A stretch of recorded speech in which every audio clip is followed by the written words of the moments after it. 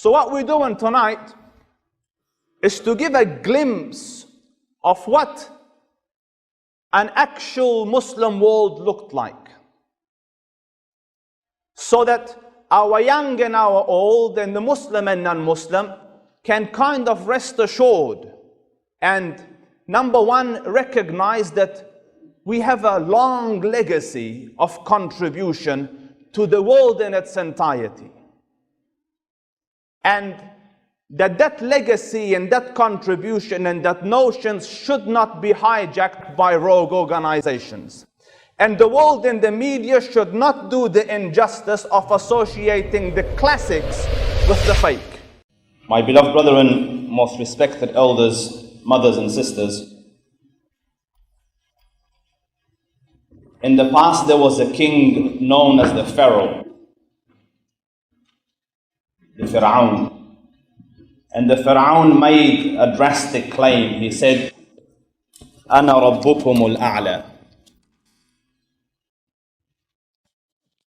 I am your Lord Most High. Now, as humans, you can anticipate that if another human tells you, "I am God," you will have questions. You know, because you talk like me, you walk like me, you go to the toilet like me, that's not very possible for you to be God. Like the human intellect can kind of cancel that out by itself to say, listen, probably not. So the Fir'aun recognized this, that this is going to be a difficult sale. So what he did, he enlisted the service or the services of magicians. And the magicians came about to basically perception manage, to make a human into a god. So they came with their crafts and their tricks and their magic, and they attributed the greatness to the Pharaoh, and the human, the toilet-going human, became God. So historically, eons ago, humankind recognized that perception management is important. Fast forward a fair few centuries into our times, and the magicians in their old capacity have gone. They're around. I mean, there's still black magic and stuff around. Magic is around. But the perception managers have changed. They have come in the form of screens today. TV and media and internet. And they manage perception, so they make ropes look like snakes and snakes look like ropes. And until the haqq comes, until the truth comes, because when the truth came in the time of the Fir'aun, when Musa alayhi salam came, the truth devoured the falsehood. And Allah Rabbul Izzah says, وَقُلْ جَاءَ الْحَقُّ وَزَهَقَ الْبَاطِلِ إِنَّ الْبَاطِلَ كَانَ زَهُوقًا. And say the truth has come and become manifest, and falsehood has perished. Falsehood by its nature is perishable. So, in our times, truth is the only thing that will set us free. And as the famous biblical statement, seek ye the truth, and the truth shall set you free. So we have come here today at a time where really difficult images are being associated with Islam. You know, I was thinking about it. If you get a car, a Suzuki, you know, and I think Suzuki's are cheap cars. And if anyone has it, khalas, it's an expensive car, but you know what I mean, yeah? Suzuki's are relatively cheap brands, and if you take the emblem out, you know, that logo, the emblem of Suzuki out, and slap on it a Merc one, a Mercedes, and call it Mercedes, that would be a real injustice to Mercedes, because that's Suzuki. And the same thing is happening with Islam today.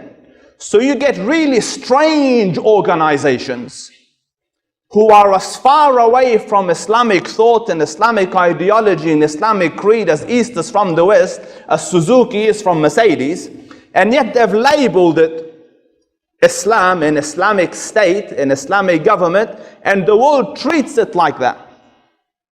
It's Suzuki, it's not the real one.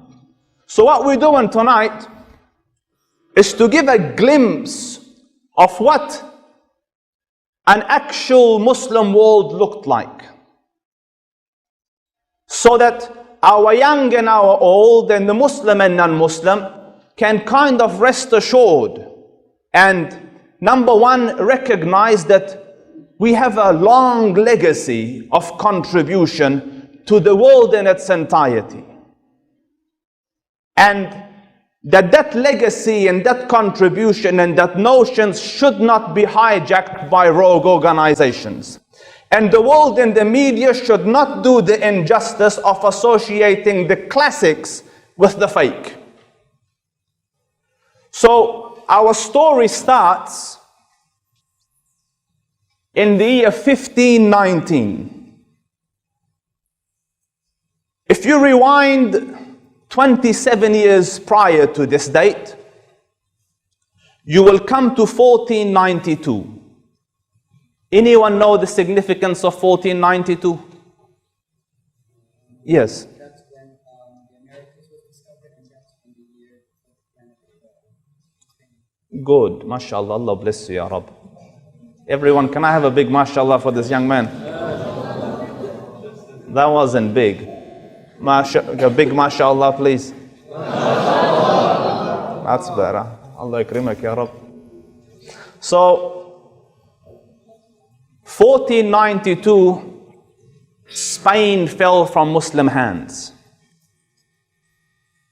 What had happened? For years, a Catholic monarchy was growing next to Spain.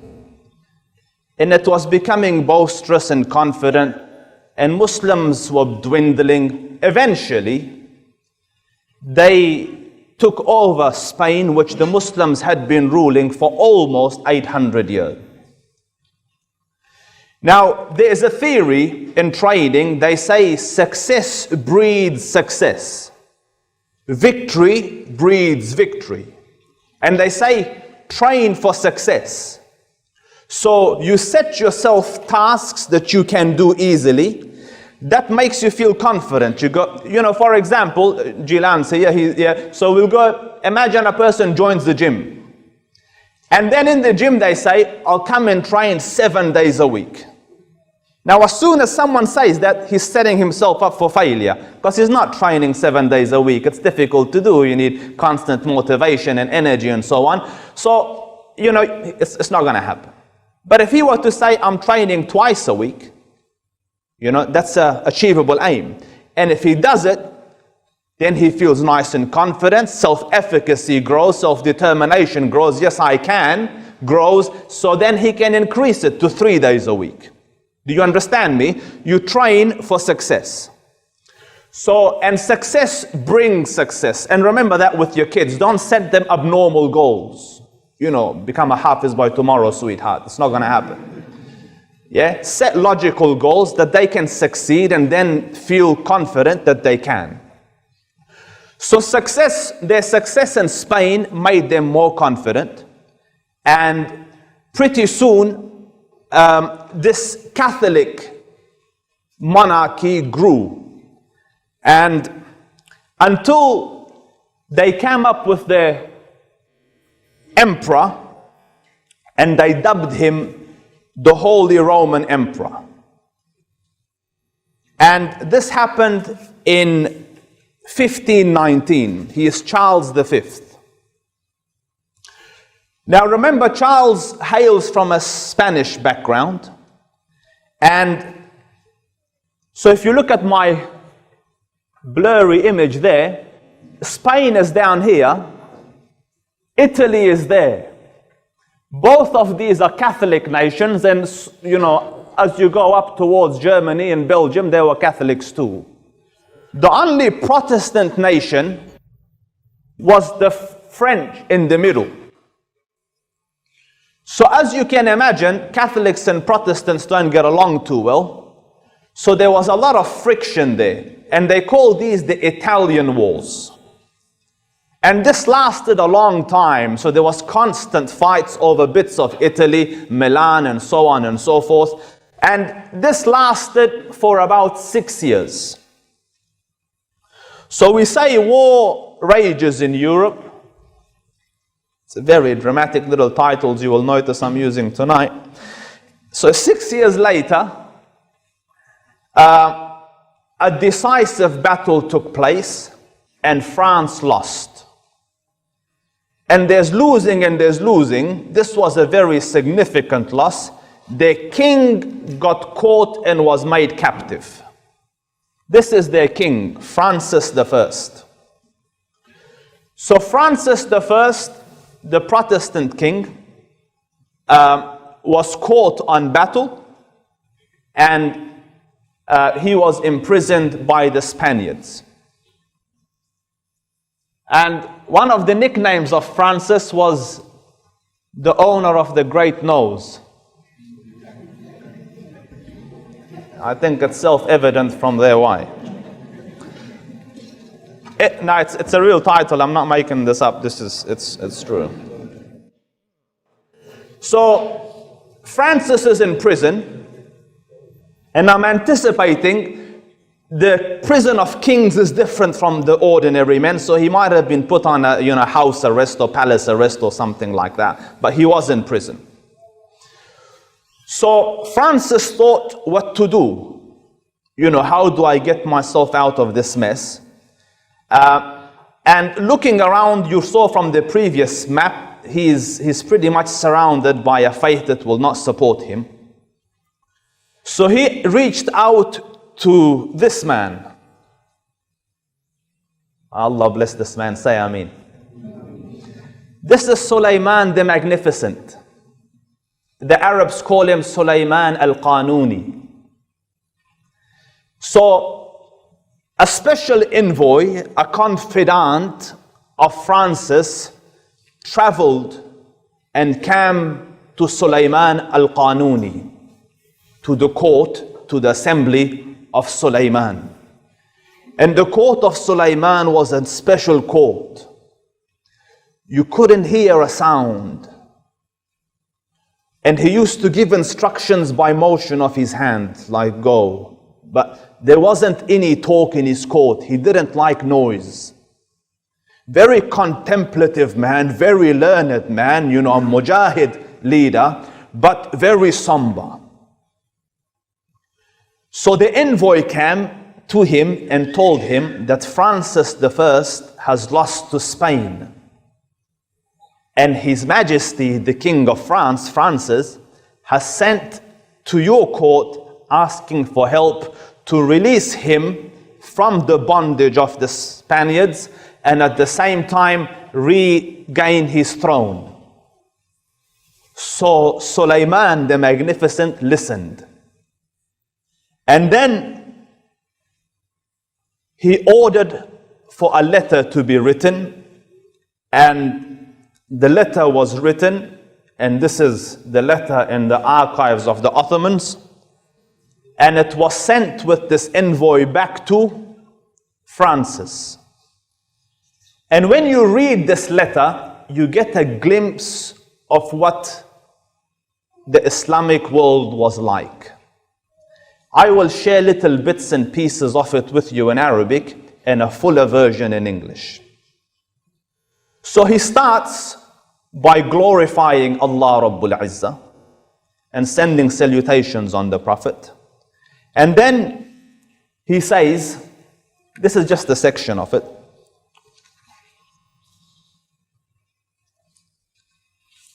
أنا سلطان السلاطين وبرهان الخواقين. I am the sovereign of sovereigns and the throne holder of the Ottomans. أنا سلطان البحر الأبيض. I am the sovereign of the Mediterranean. والبحر الأسود, and of the Black Sea.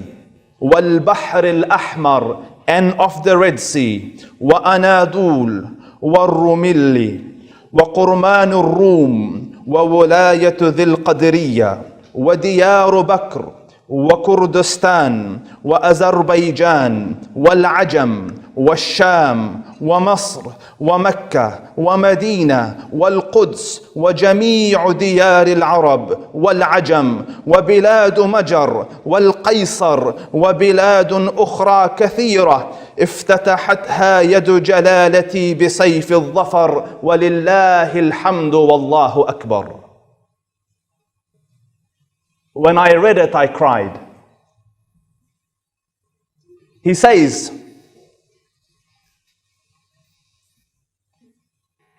I'll just put a bit of it up in English.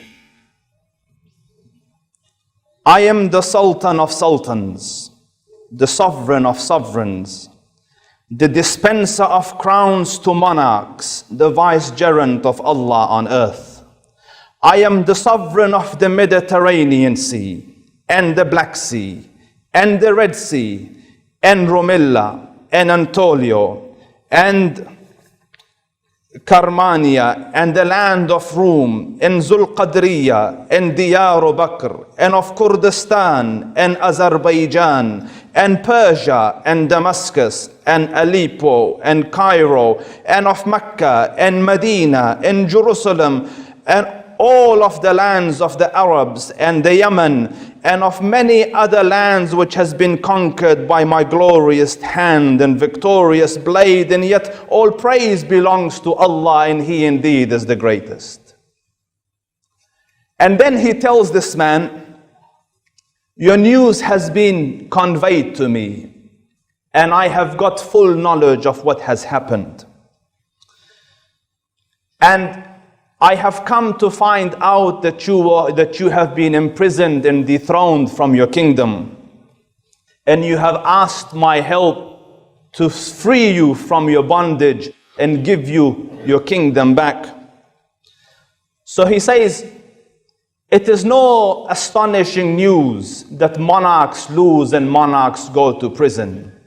And understand, he writes just before this, he says, Ana Sultan Sulaiman bin Sultan Salim bin Sultan Bayezid ila Francis Malik Wilayat Faransa.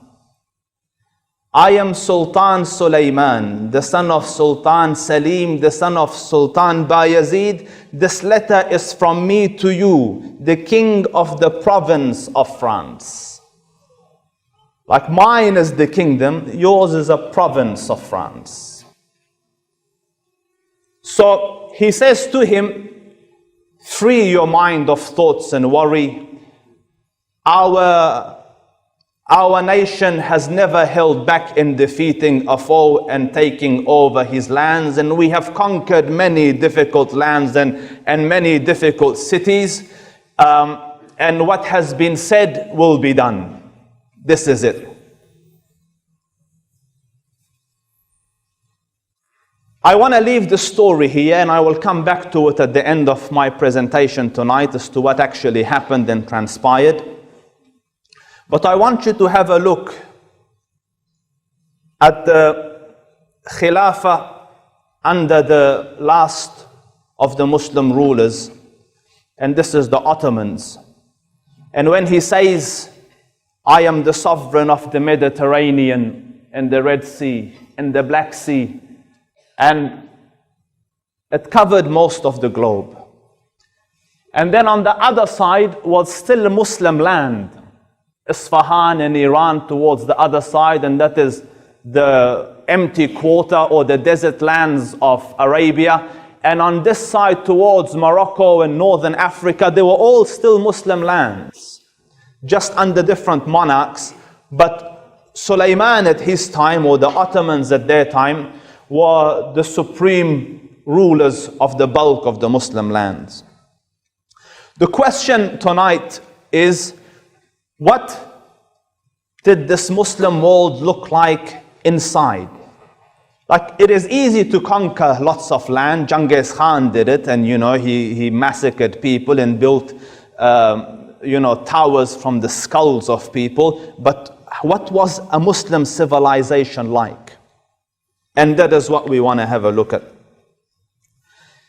The first, it was a civilization with humanity. It felt and supported and helped other humans.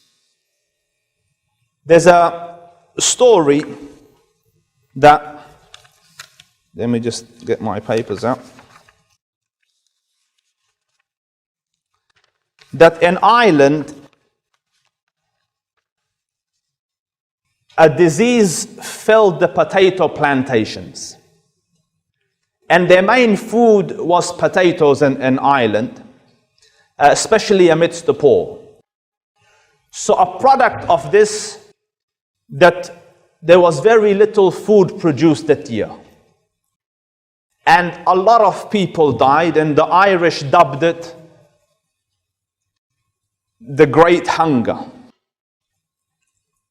And they say 1 million people died and 1 million people left, the locality. 1 million is a lot of people to die. It isn't that there wasn't any food in Ireland, there was. But Ireland was subjugated by the English. And a lot of the property was owned by the English. So the produce that was produced was sent back to England. And the poor died in Ireland. So eventually, news of this reached the Ottoman Caliph, that there are humans, non-Muslims, Christians dying in Ireland out of poverty. Please help. And this was a time where the Ottomans were having some internal problems as well. So the Khalifa felt a huge sense of responsibility. And in his humanity with man, he promised that I will send 10,000 silver pounds to Ireland. But at the same time, he was not a reckless ruler. And he recognized that Ireland is under the stewardship of Britain. So he found out how much the British Queen Victoria, is doing to help out Ireland. And he found that she's only giving 2,000 silver pounds. And he had promised 10,000. So in recognizing that this would make her look very small, he reduced his number to 1,000. Do you see that Muslim monarchs didn't want the disruptions of other lands and other systems? But he said, I have made a promise of 10,000. I have to take goods to them equivalent to that sum, although in money I will give only 1,000. So he sent 1,000 silver coins, which comes to 1 million something in our currency, pounds, to them. And then he sent 5 shiploads of grains.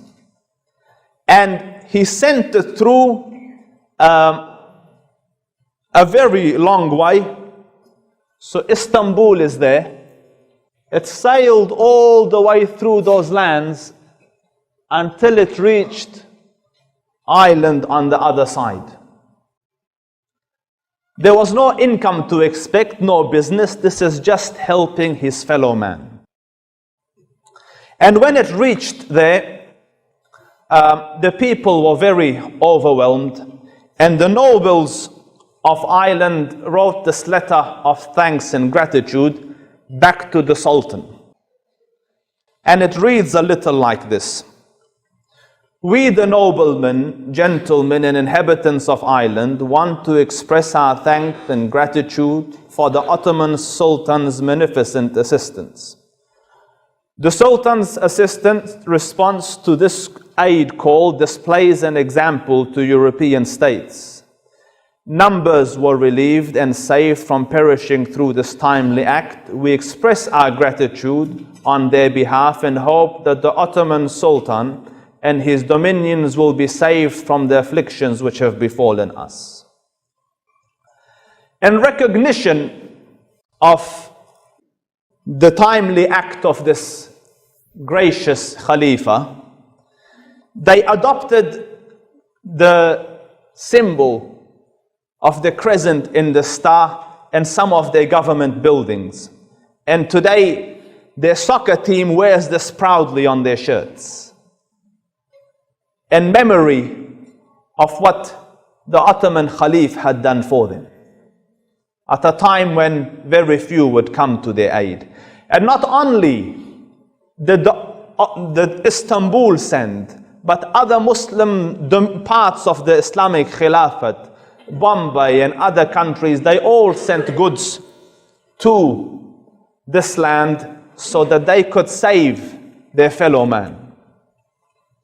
And you contrast this approach with the senseless approach that is being associated with Muslim governments today, and you see a direct contrast that what is real and what is fake, what is Suzuki and what is Mercedes. We are dubbed as a backward nation, holding humanity back. But I want you to see what the Muslim nation really looked like. I am arguing that Islam was a very progressive organization, the Muslim government. And when Islam came, and the amount of emphasis it put on ilm and knowledge, it created a culture of seeking and learning. You know, everyone wanted to learn. Everyone wanted to know. Allah Rabbul Izzah in the Quran says, look at the heavens. So the Muslim would look at the heavens. And I remember the words of Isaac Newton. Isaac Newton was trying to discover this gravity between planets. And you know, what is keeping the moon there? Why isn't the moon flying around? And he says, staring at the celestial bodies, at the moon and at the stars and stuff. He says, I thought about it until my head began to ache and sleep perished. So the Quran required that type of reflection. Think. So Muslims, devout Muslims were there thinking, contemplating, studying, learning what is happening. And through this, and you can see pictures from those times, they came about with trigonometry and geometry and astronomy and all the rest of the sciences. So sciences began to develop. And the contrast was mind-boggling. Here's the fantastic thing. This is not from those times, this is modern, but I couldn't find an old library, so I've gone with the modern one. In France, there was a library. And understand, Francis I was considered a very literate person. Right? And this is in the 1530s. So, in France, there was a library. How many books? You can guess. 700 books in the Library of France. 700 books. At the same time, in Spain, Islam, in Muslim Spain, one library had 500,000 books. And there was more than 700 libraries. Or is it 70? Anyway, it's a factor of 10. Just forgive it if I've got it wrong. And when the Catholics came and took over, they wanted to take all sign of Islamic contribution off. To build a fake history. And they have in Spain. That they came and did dhulm and wrong and oppressed and nonsense. So then they burnt 1 million textbooks. 1 million, and books in those days were not printed, they were written. Ibn al-Qayyim al-Jawziyya lillahi darruh stood on the minbar on his end of days. And he said, with this hand I have written 2,000 books. With this, I have written 2,000 books. One of the Muslim scholars, one of his works is 800 volumes. One of his works. And he was such a scholar, so dedicated to knowledge, that he used to say, between ka'k and bread, I opt for ka'k. You know, it's that dryish, anyway, the Arabs know what I'm talking about. Yeah, between that and bread, I opt for that dry one. Because I just have to break it, put it in my mouth, swallow it with water. I don't need to waste time chewing. If I just have bread and chew, it wastes too much time. And that's why his work, you know, 800 books, one person writing, your hand will go numb. But just one of his works, 800 volumes, 3 of which has been printed. So point is that scholarship, ilm and knowledge started to take root, and people competed in knowledge. And because of the safety and security and welfare that Islam had in place, innovation started. And I don't say innovations in deen, but innovations in technology. So you have like this wonderful individual. Such an amazing story. You know, he had a longing to fly. Do you know when you want to fly? When there's nothing else to do on land anymore. You know, if people are surviving, they're too busy surviving. Once life is good, then you start looking for other things to do. So Islam provided such a good life that this gentleman decided, why can't I fly like birds? So he went to the Grand Mosque and he made what is probably the first parachute and stood on the minaret and jumped down, you know, hoping to fly. And he had a rough landing, the poor guy. At this stage he was relatively young. He had a rough landing, you know, aches and bruises, but he survived. His next attempt, he was 75 years old. I need you to focus on this and imagine a 75-year-old trying to fly. Can you imagine? There's a few distinct things about personalities of early Muslims. They had resilience. They didn't give up quick. You know, if he set his mind to something, khalas, he was going to do it. So this time round, he made that other little thing of his, that one. And he put eagle feathers on silk and bamboos, and then went to the local mountain. And wallah, it's a risky game, and I don't encourage kids to do it. It's already done. Like, we've got aeroplanes now, it's finished, khalas. So he stood there and he jumped. And he flew for about 10 minutes. But his landing was a bit rough. So he goes, it didn't have a tail. Like, if I had put a tail, it would have been better. And it took the Wright brothers years before they came back to where this individual was in Muslim lands. In the field of medicine,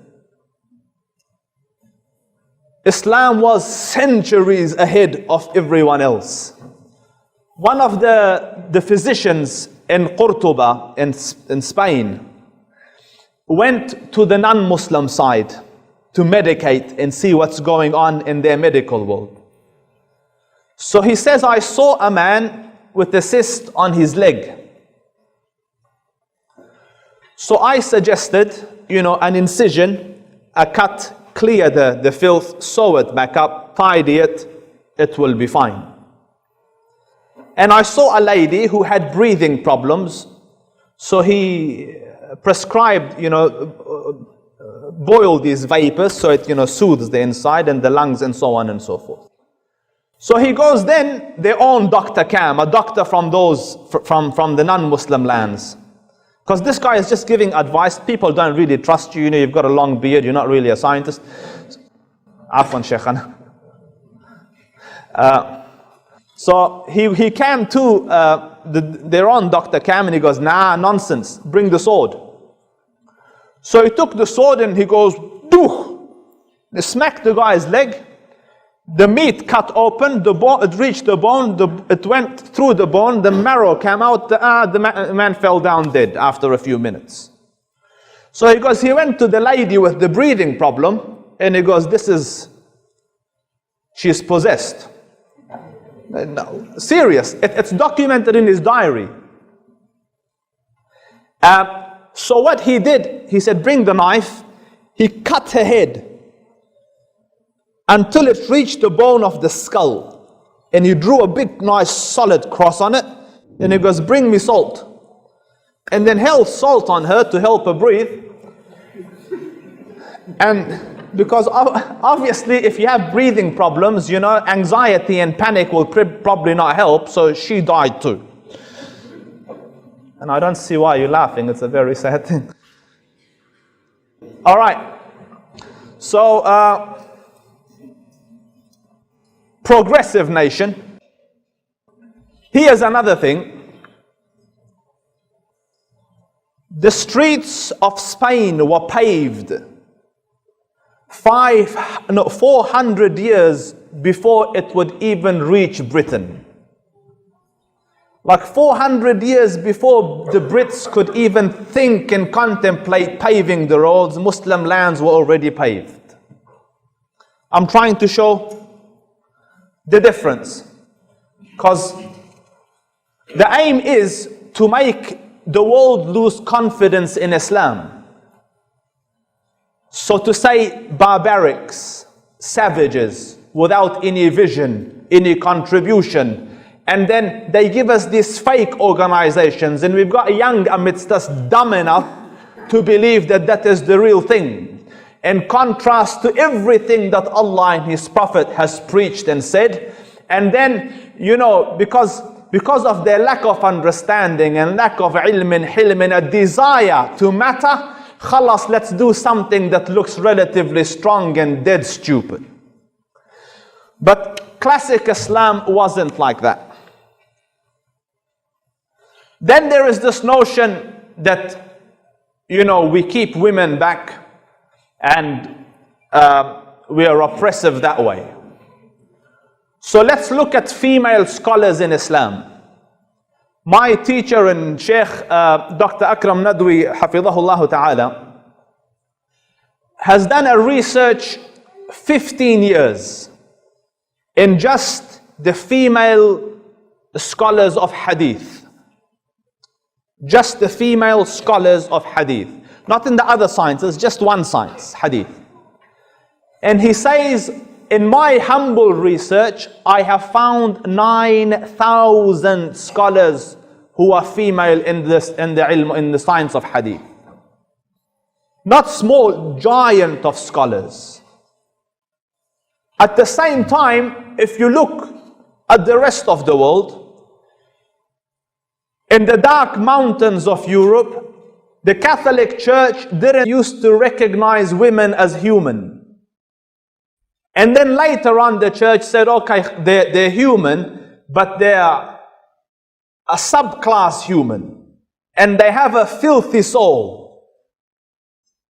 And if you left Europe and went there to the subcontinent, there, if a husband died, they used to burn the wife alive with him.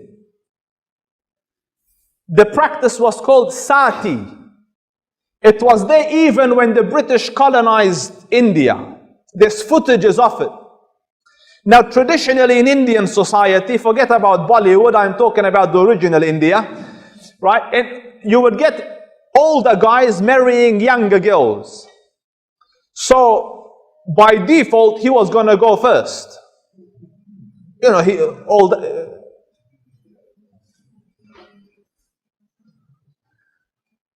So the problem was that when he's dead, this young lady is left. And the rule was they used to beautify her. And then the Hindus burned their dead. They, you know. So they used to make the fire. They used to sit her on top of the wood and then burn her and him together. Like And obviously the flames catch you and you start to scream and nature takes over and you want to run. Then they had these long sticks and they used to keep the girl down on the fire. So that was India in womankind.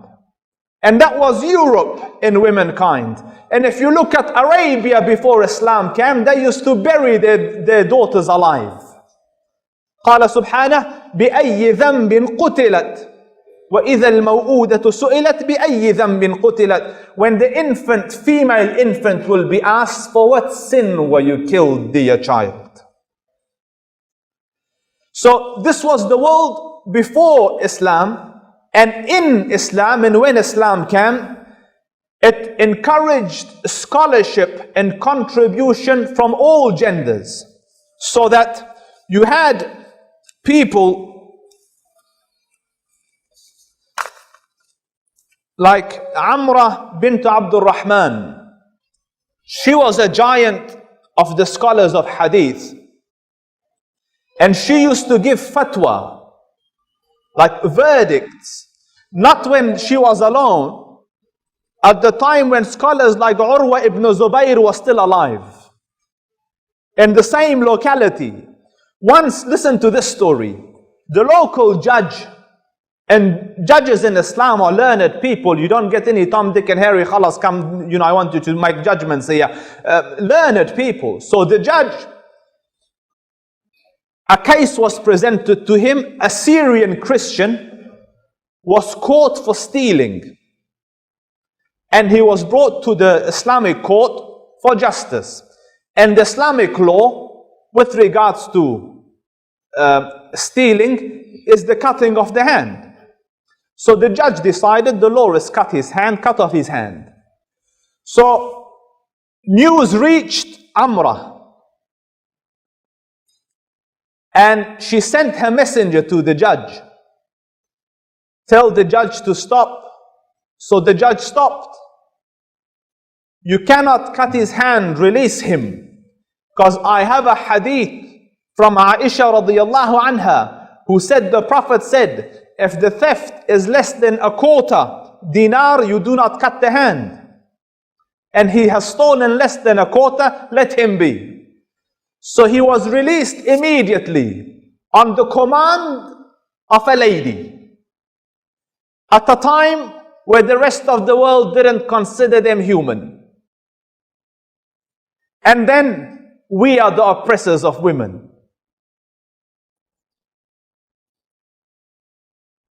Darda was another scholar of hadith. And just so that you see contribution, she used to teach in the actual masjid and the grand mosque of Damascus in Syria for 6 months, and then go for 6 months and teach in Al-Aqsa. And her students included the Khalifa of the time, Abdul Malik ibn Marwan. And Abdul Malik ibn Marwan, don't think he's like the current rulers. He doesn't know his right hand from his left hand. It wasn't like that. The son of Umar ibn al-Khattab radiyallahu anhu reached an old age and he was on his deathbed. The son of Umar ibn al-Khattab. So at his deathbed, the people began to panic. And they said, O elders of the Quraysh, it looks like you're all about to perish. You're all dying one after the other. Who will we ask after you? So he said, Marwan has a son. Ask him after us. This is Abdul Malik.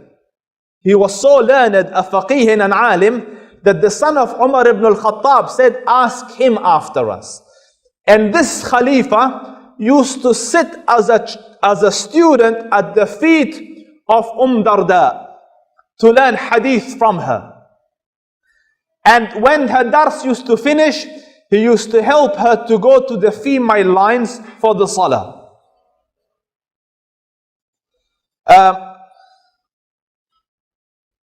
And stories like this are many and numerous. You can look at the work of Dr. Akram Nadwi for further reference on that, inshallah ta'ala.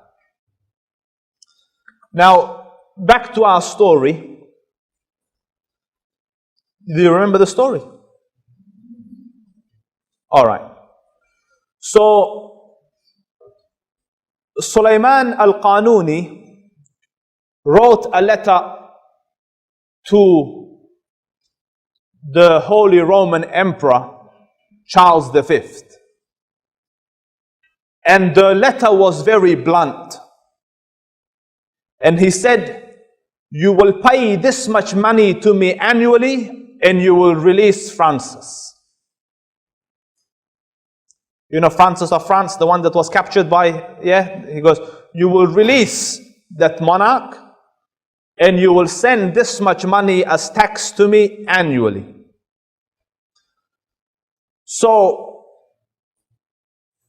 the emperor, the Holy Roman Emperor, Charles V, you know, remember how I said, success builds success? He was on a high. You know, no way, this is not going to happen.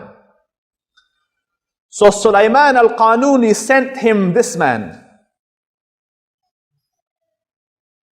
He's Khairuddin Barbarossa.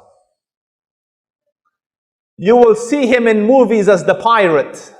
You know, with the red beard and one eye.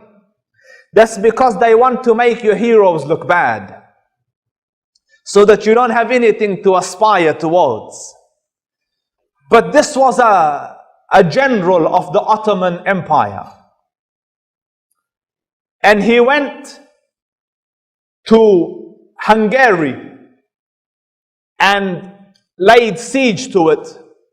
And within a few months conquered the whole country. So Charles released Francis and agreed to pay 30,000 gold coins a year to the Ottoman Khilafat as tax. And the Khalifa told him, there cannot be two emperors on earth at the same time. From now on, you are the king of Spain. So he became just the king of Spain. And Sulaiman al-Qanuni, when he took over this new country, he didn't reign in there. He didn't bring it part of the Ottoman Empire.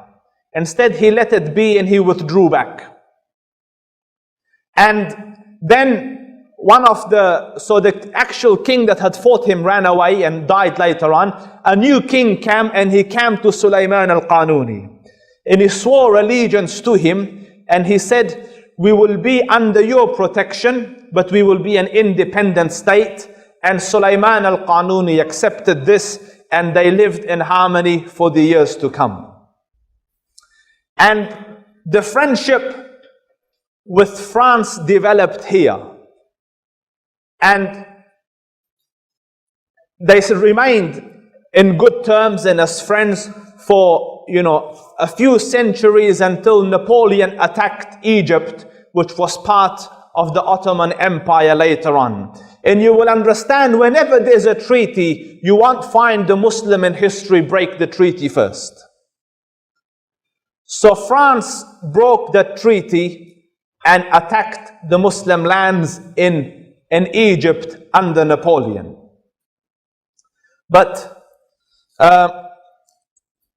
so King Charles Charles V just became the king of Spain, and Khairuddin Barbarossa was faced with one of the biggest and final challenges of the times, and that was the armada of the Spanish ships.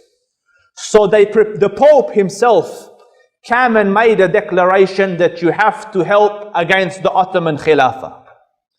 So the Catholics poured wealth and money and support until they amassed 6,000 ships and 60,000 soldiers, sailors. And they came to attack the Muslim lands. So Khairuddin Barbarossa went out to meet him. And he had with him 122 ships and some 22,000 men, as opposed to the 60,000 that they had. And out, of acute experience in years, on the field, Allah Rabbul Izzah made him come up with a strategy. And in 5 hours, he destroyed the whole of the ships. So he came back. And then, remember, because Spain has just been taken from the Muslims. And you've heard Spanish Inquisition that was made to go and root out remnants of Islam and Muslims and Jews that might have still existed in those lands. And you look at church history and church documentations, some of the ugliest punishments in the annals of human history was invented by the church there to punish Muslims and Jews who were considered to hide their faiths in Christian lands. So then Khairuddin Barbarossa left here and went to Spain and freed the Muslims from the Inquisition there. And by the time he came back to the Ottoman lands, the Khalifa himself came down to meet him at the shores of the Khilafat. And they say when the news came that he has defeated the armada of the Spain, takbirs went out in Mecca and in Medina and in Bombay and in Istanbul, celebrating the achievement of this awesome individual. I will conclude. The question is, so what happened? Because today we're very different from what we used to be. What happened? My belief, my analysis, and my input in it is, we changed. We changed. The rule is, listen carefully, Allah will give you what you deserve. If you deserve and have the competencies, the skills, the abilities, to be able to handle a responsibility, Allah will give you that. When you don't deserve it anymore and no longer have the competencies, abilities, requirements to handle that office, Allah takes it from you. The verse says the same. ذلك بأن الله لم يكن مغيرا نعمة أنعمها على قوم حتى يغيروا ما بأنفسهم. Allah will not take a favor that He has favored you with, except when you change so much that you no longer deserve the favor, so Allah snatches it from you good and clean. And He won't give it back to you. إن الله لا يغير ما بقوم حتى يغيروا ما بأنفسهم. Allah won't change your condition until you change what is within yourselves. So when you change yourself and you become like your predecessors that passed before you, Allah will return the favors back to you. So the secret of it all, in a short sentence, is internal. Become people and have the stamina, the courage, the resilience, the competencies of the old, and Allah will give you the honors of the old. And have the weaknesses and the pathetic lethargicness that seems to be grappling the Muslim world, and you will get what you have today. فقلت ما قلت إن تك حسنة فمن الله وإن تك سيئة فمن نفسي وشيطان والسلام عليكم ورحمة الله وبركاته.